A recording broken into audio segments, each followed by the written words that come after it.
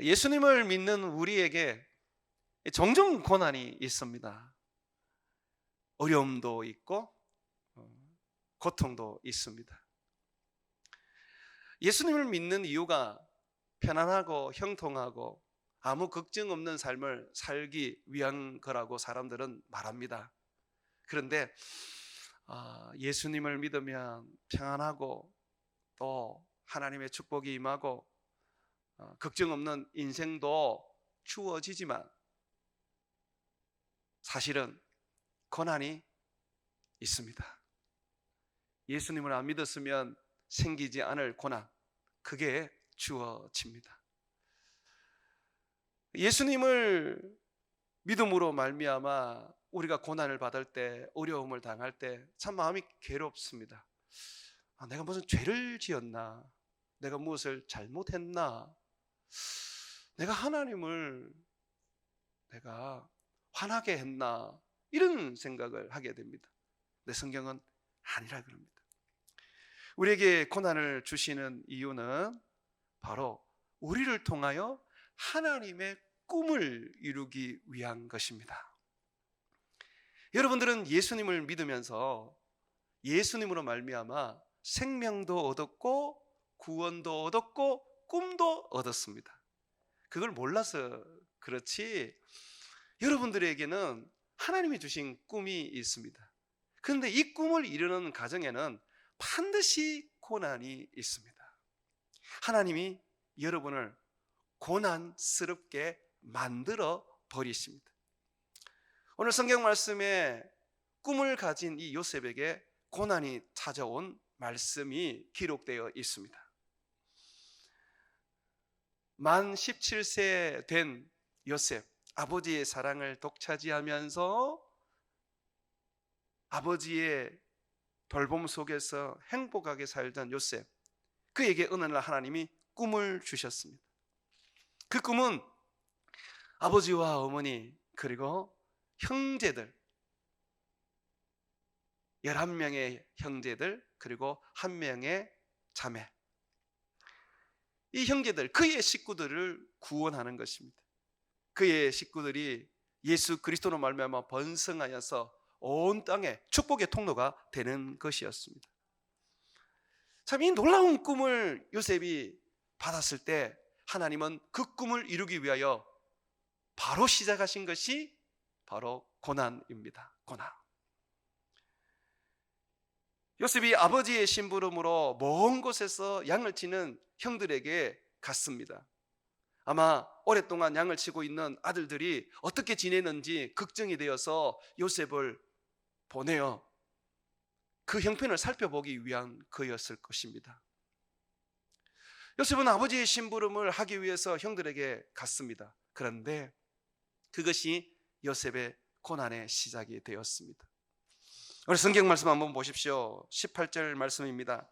요셉이 그들에게 가까이 오기 전에 그들이 요셉을 멀리서 보고 죽이기를 꾀하여 형제들이 지금 요셉을 죽이기로 모의를 했습니다.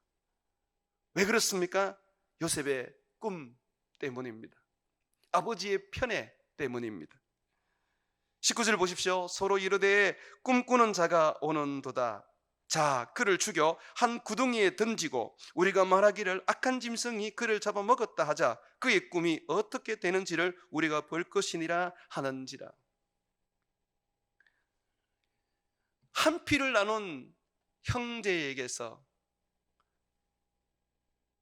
미움을 받고 그 미움이 결국은 살해에 이르는 그런 지경까지 오게 되었습니다. 한 가족에게 있어서 굉장한 불행한, 불운한 이야기죠. 근데 여러분, 제 말을 주목하십시오. 이 고난은 하나님으로부터 주어진 것입니다. 하나님이 형들에게 악한 마음을 주어서 요셉을 죽이라 그렇게 한 게 아닙니다. 하나님은 요셉을 죽이고자 원하는 게 아닙니다. 르우벤이 형제들 중에서 맞은데 하나님의 마음을 잘 보여주고 있습니다. 여러분 21절 한번 보십시오. 르우벤이 듣고 이 형제들이 요셉을 죽이겠다고 이제 그런 모의를 했지 않습니까? 그걸 듣고 이렇게 말합니다. 요셉을 그들의 손에서 구원하려 하여 이르되 우리가 그의 생명을 해치지 말자. 루벤은 결코 요셉이 형들의 손에 의해서 죽는 것을 원치 않았습니다. 여러분, 이것이 하나님의 마음입니다. 하나님은 우리가 어떤 어려움 속에 처하더라도 건져내시기를 원하고 살려내시기를 원합니다. 여러분, 믿으십니까? 자, 그럼에도 불구하고 하나님은 이 요셉을 고난 속에 집어넣어야만 했습니다. 형들에게 미움을 받고 있는 이 요셉, 그가 고난을 받아서 훗날에는 자기를 미워하는 형들을 구원하고 살리는 삶을 살아야만 했습니다. 하나님은 그래서 그 인생을 살아가게 하시려고 결국 노예로 팔게 하십니다. 26절 한번 보십시오. 유다가 자기 형제에게 이르되 우리가 우리 동생을 죽이고 그의 피를 덮어둔들 무엇이 유익할까? 자, 그를 이스마엘 사람들에게 팔고 그에게 우리 손을 대지 말자. 그는 우리의 동생이요 우리의 혈육이니라 하며 그의 형제들이 청종하였더라. 하나님은 이 유다를 통해서 요셉을 이집트로 팔아버립니다. 이 요셉이 지금 형제에게 당하고 있는 이 고난요, 이거는 하나님으로부터 왔습니다. 요셉은 나중에 이것을 알게 됩니다. 한 20년 가까이 흘러서 형들을 만나게 됩니다. 그때 그 형들에게 분명히 말합니다. 형님들, 나를 팔았다고 한탄하지 마십시오. 괴로워하지 마십시오. 나를 이곳에 보내신 이는 하나님입니다. 나를 파신 분은 하나님입니다. 하나님이 앞서서 나를 이곳에 보내어 형님들, 그리고 내 아버지, 내 어머니, 내 가족들을 구원하게 하시려고 나를 이곳에 보내신 겁니다. 하나님은 이렇게 세상을 구원하시기 위하여, 때로는 작게는 내 가족을 구원하시기 위하여 하나님은 내게 고난을 주십니다. 나를 처참하고 고통스러운 환경으로 몰아가십니다. 그러다 보니까 우리는 그런 환경들 속에서 하나님이 나를 도와주지 않는다, 하나님이 나를 축복하지 않는다, 하나님이 나를 구원해주지 않는다고 원망합니다. 하나님께 살려달라고 애원을 하지요. 그런데요, 하나님은 먼 미래에 있을 우리의 꿈을 이루기 위하여 결코 지금의 평안함을 주시지 않습니다.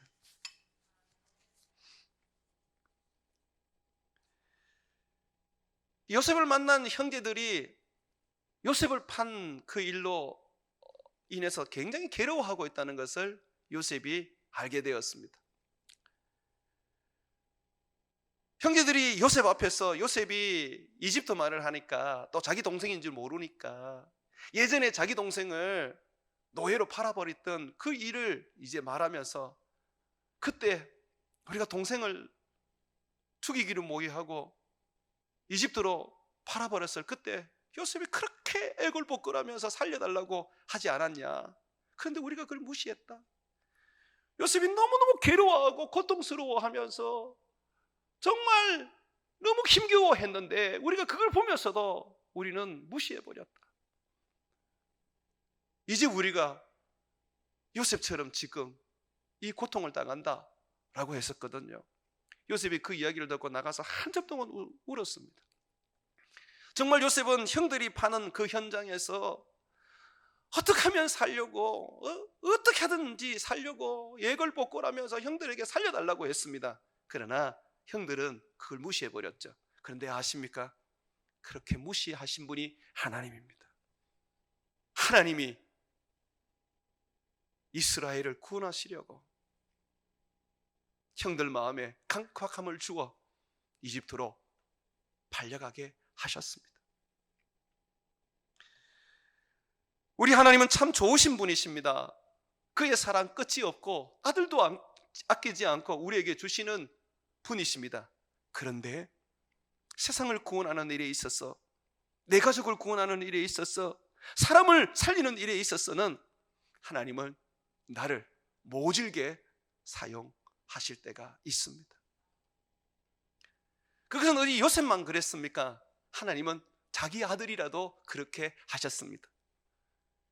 예수님이 이 땅에 오셔서 우리에게 보여준 그의 삶은 무엇입니까? 늘 고난받고 박해받고 조롱받고 멸시받고 마침내 십자가에 못 박혀 죽으시는 것밖에 없지 않습니까?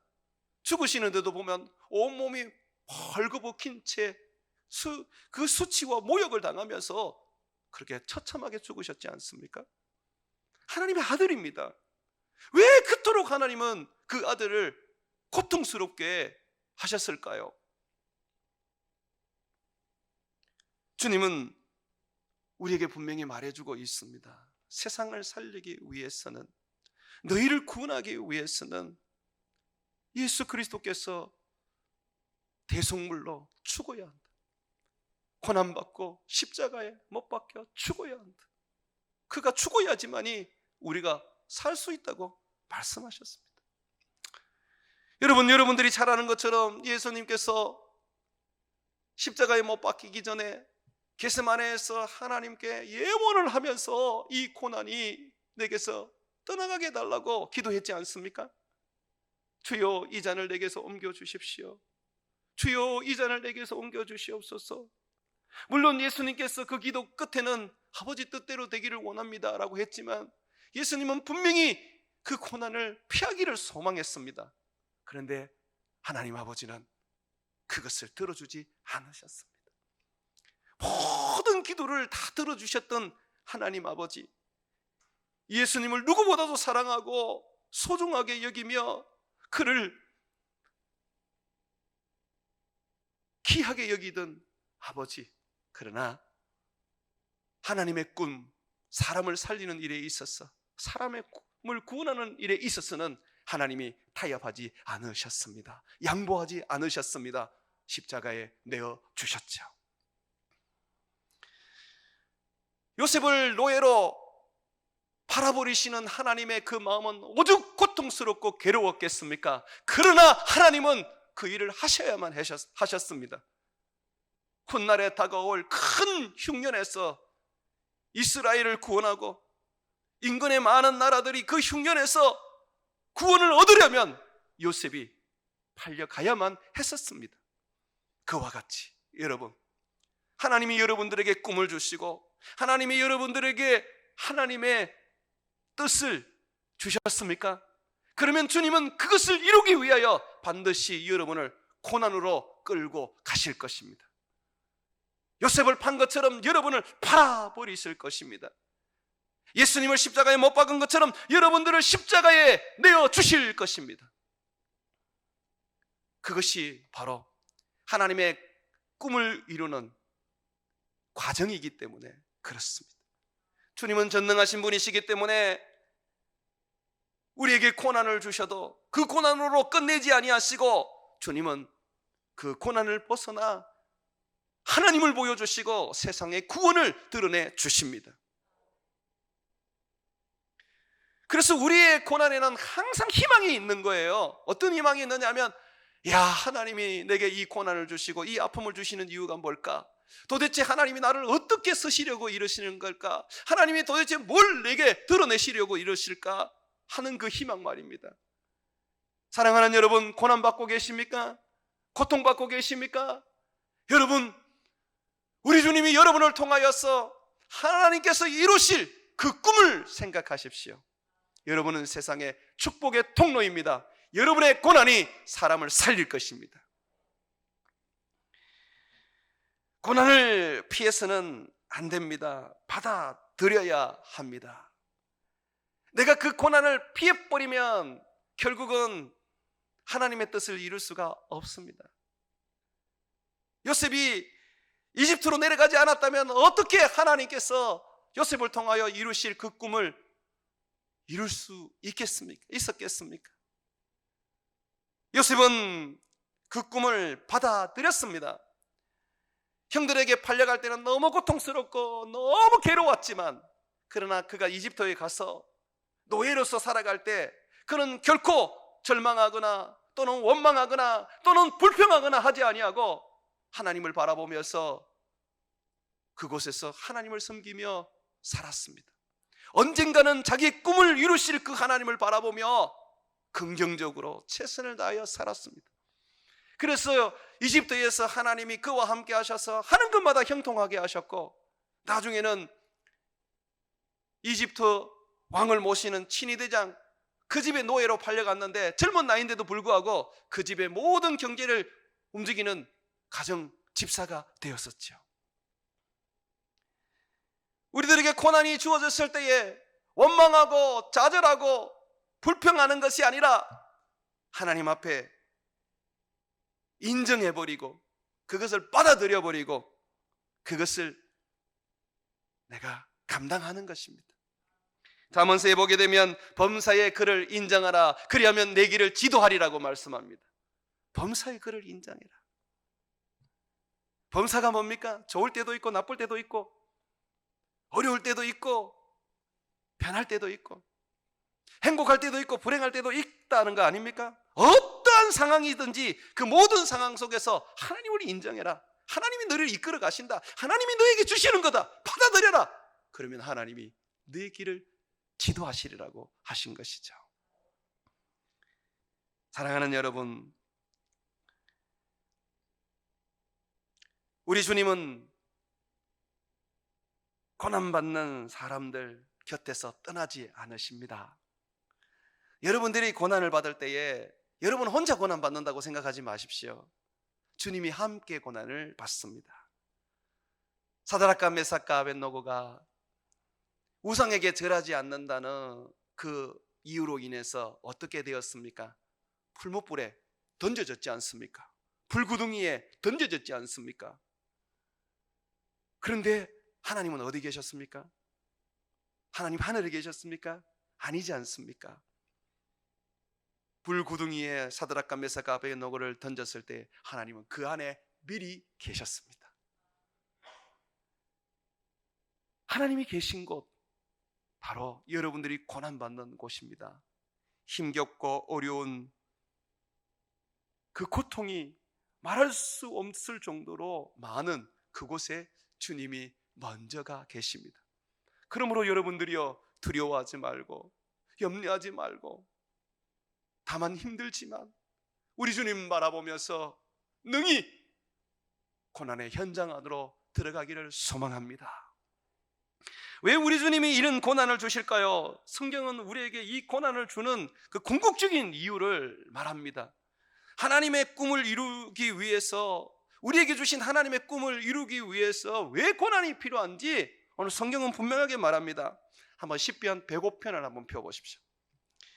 시편 105편, 구약성경 880면을 찾아보면요, 17절에서 19절에 보게 되면 성경은 왜 요셉이 고난을 받아야만 하는지를 말해주고 있습니다.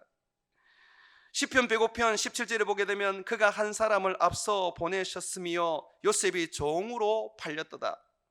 주님이 구원하시기 위하여 먼저 요셉을 이집트로 보내는데 고난스럽게도 종으로 보냈습니다. 종으로 보낼 때의 그의 모습을 한번 보십시오. 18절에 보게 되면 그의 발은 차코에 차고 그의 몸은 쇠사슬에 매였더라. 도망가지 못하도록 꽁꽁 묶어서, 쇠사슬에 묶어서 주님이 지금 이집트로 보내고 있습니다. 왜 이렇게 하십니까? 19절에 말을 해주고 있습니다. 곧 여호와의 말씀이 응할 때까지라. 이 고난이 여호와의 말씀이 응할 때까지, 그러니까 요셉이 총리가 될 때까지, 이스라엘을 구원할 수 있을 그런 자리에 오를 때까지 약 13년 이상의 시간이 소요되는데 그때까지 이 고통을 받을 것이라고 말합니다. 왜 그렇게 아십니까? 성경은 말하고 있습니다. 그의 말씀이 그를 단련하였도다. 하나님께서 고난을 통해서 그를 단련하시기 위한 것입니다. 그런데 여기서 제일 중요한 게 뭐냐면 그의 말씀이 그를 단련한답니다. 하나님이 우리를 단련하시는 거잖아요. 그런데 하나님이 지금 그렇게 표현하지 않고 말씀이 요셉을 단련한다고 말합니다. 이게 무슨 말일까요? 제가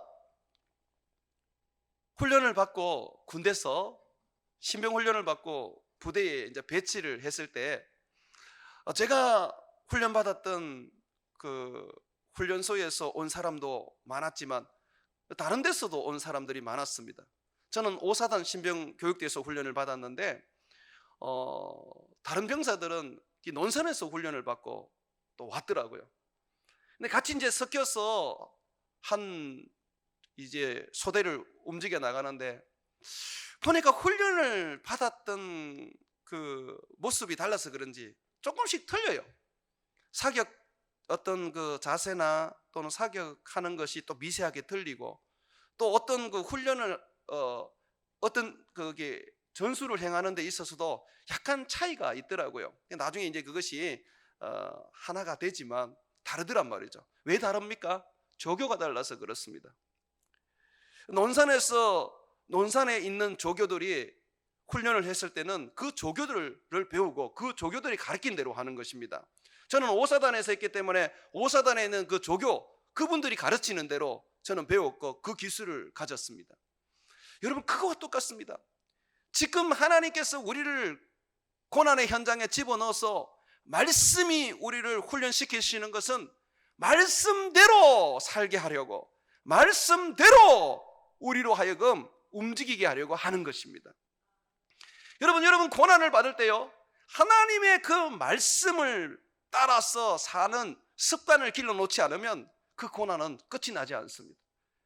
잠시 고난이 멈춘 듯 하지만 또다시 고난이 일어나고 또다시 고난이 일어나는 것입니다.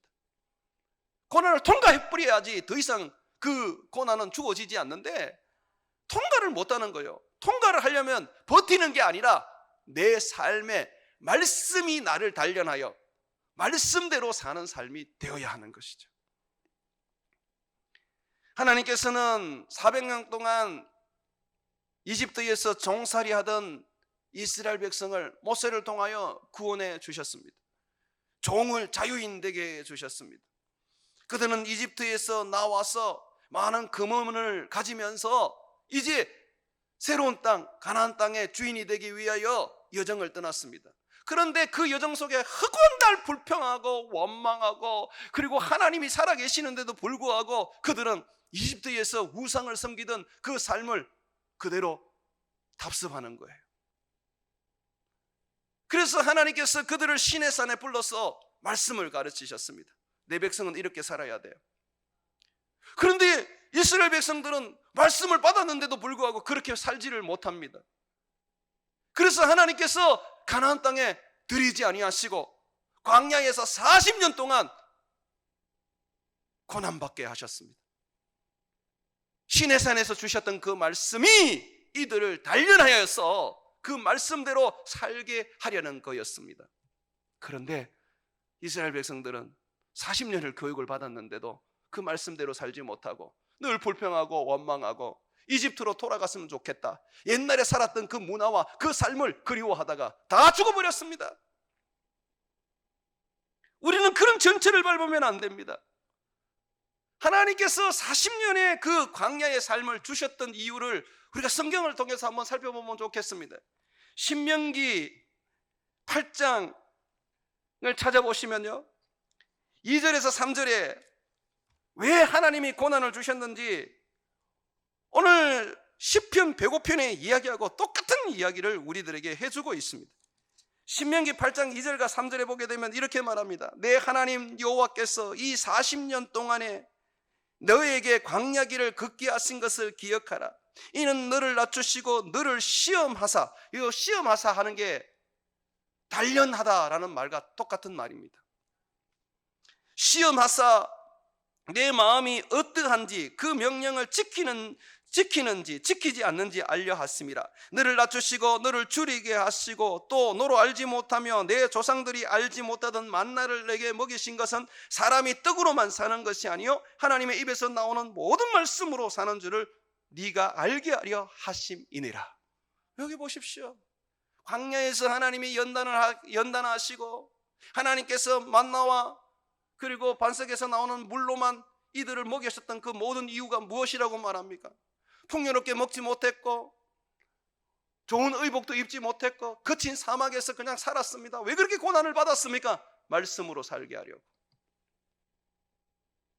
왜 요셉을 이집트로 보내셨습니까? 왜 그렇게 험한 고난을 받게 하셨습니까? 말씀이 그를 단련하여서 말씀으로 살게 하려고. 우리 자신을 한번 돌아볼 필요가 있습니다. 어느 분이 이런 얘기를 해주셨습니다. 목사님, 저는 은행에 다니는데 은행에 젊은 분이 새로 입사를 했는데 참 사람이 좋더라고요. 그래서 내가 그 사람에게 복음을 전하고 예수님을 믿도록 그렇게 전도를 했습니다. 그분이 굉장히 호의적으로 그 복음을 받아들이고 조금 시간이 되면 교회를 같이 가겠다 그렇게 약속을 했습니다. 근데 어느 날 이분이 한 고객과 다투게 되었습니다. 다투었다기보다는 일방적으로 고객이 그냥 쌍소리를 하고 그냥 함부로 이 직원을 대하였습니다. 이 직원은 그 일로 인해서 굉장히 스트레스를 받았고 마음이 상해 있었습니다. 제가 그 직원을 토닥거리면서 그래, 마음이 얼마나 힘드냐, 사람 때문에 지금 마음이 상했는데 교회 가자. 교회 가면 하나님이 당신의 마음을 어루만져 주실 거다. 교회 가자. 교회 가면 우리 성도들이 당신에게 하나님의 사랑을 나눠줄 거다. 그렇게 이제 얘기를 했대요. 그랬더니 이분이 자기를 보면서 그러대요. 그럴 것 같으면 교회 안 가겠습니다. 제가 창고에서 상소리를 듣고 정말 모멸감을 들 정도로 제가 함부로 이 대함을 받았는데 그분이 누구신지 압니까? 그분이 교회 권사입니다. 제가 아마 교회 가면 도리어 더 여기에서 스트레스 받은 것처럼 더 스트레스를 받을 줄 모릅니다. 저는 교회 안 가겠습니다. 성도들이 교회에 와서 위로받기를 원합니다. 사랑받기를 원합니다. 돌봄받기를 원합니다. 그런데 도리어 상처를 입고 도리어 스트레스를 받고 갑니다. 말씀으로 예배로 은혜 받았던 것을 그냥 성도와 교제하면서 다 쏟아버릴 때가 있습니다. 왜 그렇습니까? 말씀이 그를 연단하지 못했기 때문에 그렇습니다. 말씀대로 그가 살지 않고 있기 때문에 그렇습니다. 요셉 보십시오. 13년의 세월 속에서 그가 연단을 받았습니다.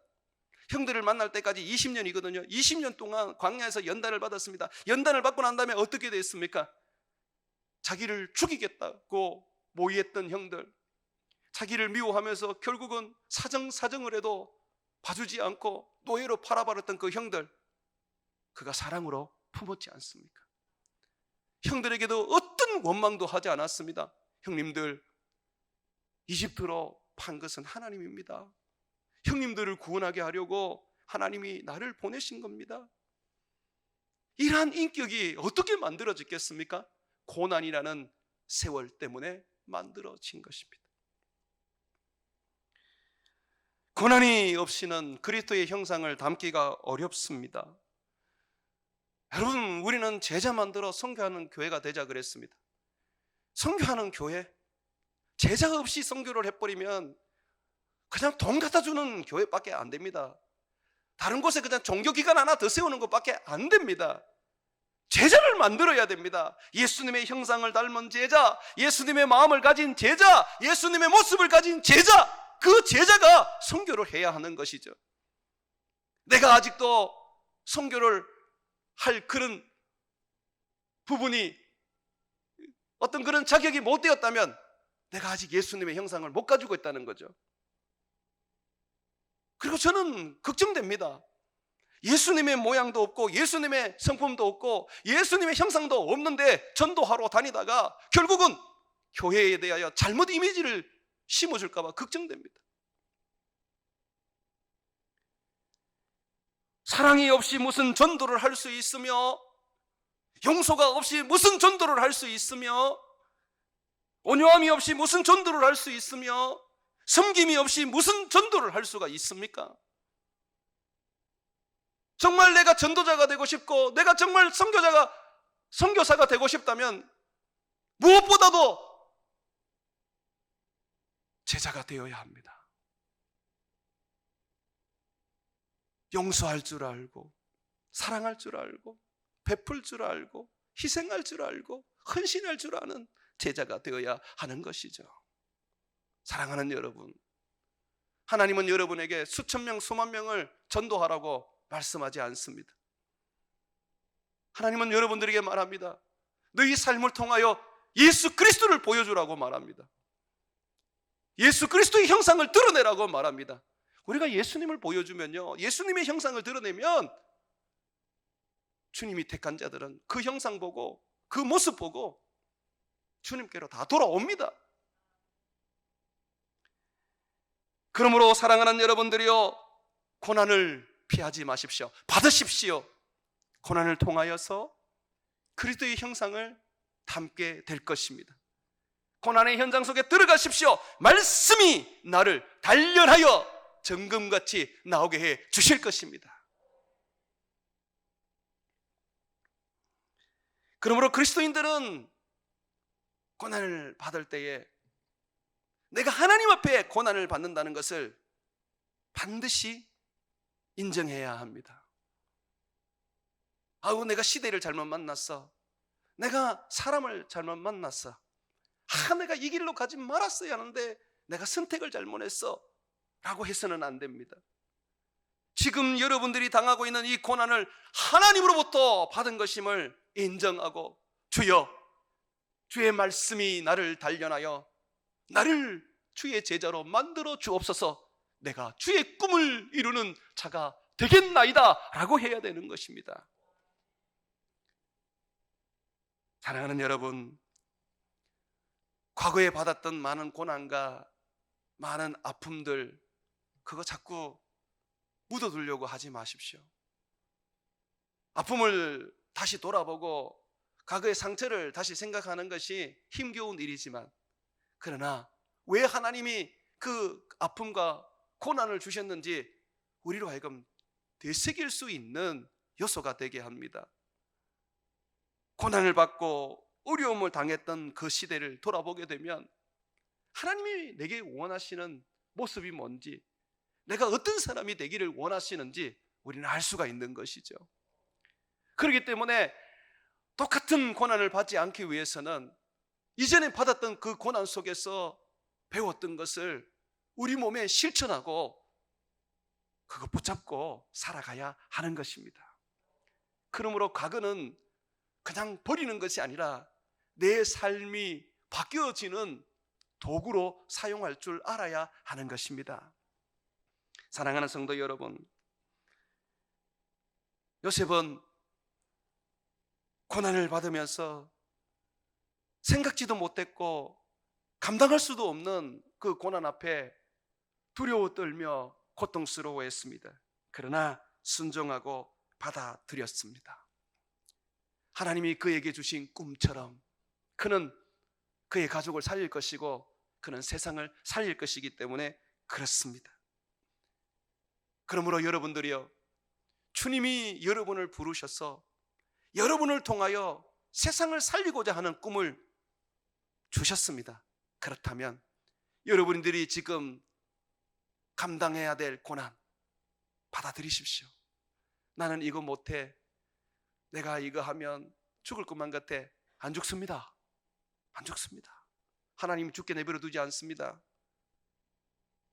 그거 하실 수 있습니다. 고난이 여러분에게 주어질 때 여러분의 몸을 거기에 던져버리십시오. 그러면 하나님이 거기에서 여러분과 함께 하셔서 여러분에게 지혜도 주시고 여러분에게 능력도 주시고 여러분에게도 힘도 주시는 것입니다. 축복된 삶에서는 축복이 축복인지 모릅니다. 그러나 고난 속에서 축복이 얼마나 큰 하나님의 선물인지 알게 됩니다. 하나님은 고난 속에 여러분들이 들어가기만 하면 하나님은 여러분을 만들어 가실 것입니다. 예수님의 형상을 닮게 하고 예수님의 능력을 가지고 세상을 섬기게 할 것입니다. 요셉이 처음부터 타고난 인물이 아닙니다. 나중에 총리가 되었는데 그 총리가 될 수 있었던 지혜와 명철과 능력과 실력은 고난을 통해서 갖추어진 것입니다. 그러므로 피하지 말고 뛰어드십시오. 울며 가느니 웃으면서 가십시오. 다른 사람이 무슨 말을 하든 어떤 사람이 어떤 이야기를 하든 그거 개의치 말고 여러분은 주님이 나를 나중에 쓰시고 높여주실 것을 바라보며 달려가십시오. 제가 김천에 개척하러 왔을 때 참 어려움을 많이 겪었습니다. 미국에서 6년간 유학을 마치고 이제 들어올 때 저는 하나님이 나에게 많은 복을 줄 알았습니다. 다른 거 다 포기하고 그냥 개척 하나 내가 생각하고 왔으니까 좀 제 입장에서는 이건 교만한 말입니다만 제 입장에서는 내가 하나님 앞에 그래도 이 정도 헌신했다라는 어떤 생각이 있었습니다. 그래서 개척하러 왔는데 개척을 시작도 하기 전에 어려움들이 너무너무 생기는 거예요.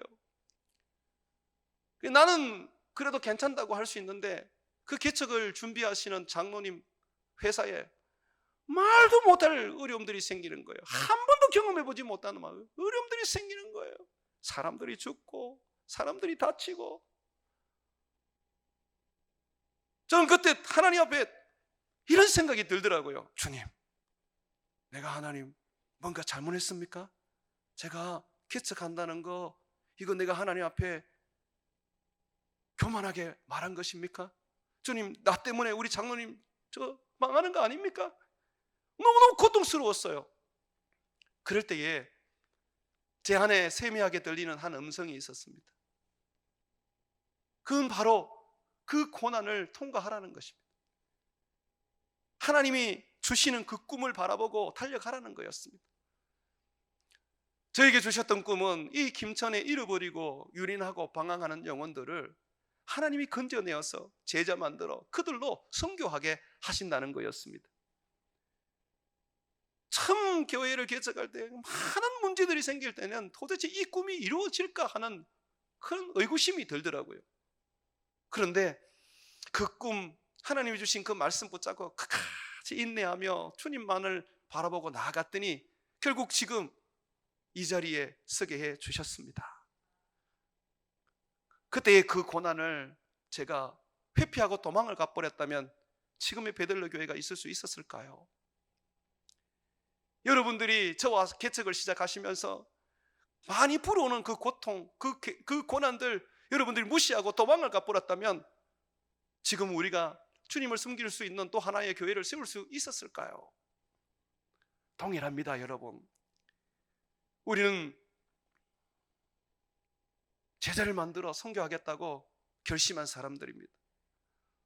여러분들이 어떤 고난 속에 또 어떤 문제 속에 이 교회를 오셨는지 모르지만 여러분, 이것이 하나님이 요셉에게 요구하시는 이집트입니다. 이곳에서 하나님은 여러분을 통하여 하나님의 나라를 세우실 거고 하나님의 꿈을 이루실 것입니다. 여러분이 이곳에 올 때는 많은 힘겨움과 많은 고난과 많은 손가락질과 정말 고개조차도 들기 힘든 그 어려움 속에서 왔을 것입니다. 그러나 저는 여러분에게 우리 교회의 역사를 통하여 말씀드릴 수 있습니다. 하나님은 이 고난을 통하여 여러분들을 연단하신 후에 여러분을 통하여 하나님의 교회를 세워 나갈 것입니다. 우리를 통하여서 이 김천에 살아있는 하나님의 교회를 보여주고 예수님 오시는 그날까지 선교하며 이 세상 가운데 제자가 어떤 모습인지 보여주실 것입니다. 그러므로 사랑하는 여러분, 여러분이 이곳에서 하나님의 고난에 들어온 것을 기뻐하며 감사하며 이 고난을 피하지 말고 같이 서로 격려하며 이겨나가기를 원합니다. 이 고난을 통과하십시오. 반드시 하나님께서 여러분을 쓰실 것입니다. 여러분의 꿈을 이루어 주실 것입니다. 우리 하나님 앞에 이 고난 두려워하지 말고, 이 힘겨움 무서워하지 말고 모든 것을 맡기고 주님이 우리를 세워주실 그날을 소망하며 함께 달려가시기를 주의 이름으로 축원을 드립니다.